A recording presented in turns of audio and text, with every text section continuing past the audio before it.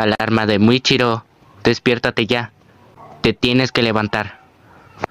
Voy a contar hasta 3 y quiero que te levantes. 1, 2. ¿En serio no te vas a levantar? Te voy a arrojar una piedra en la cara como lo hice con ese tal... Espera, ¿qué estaba diciendo? Ah, sí, levántate. No tenemos tiempo. Como sea. Yo no te voy a recordar que te tienes que levantar.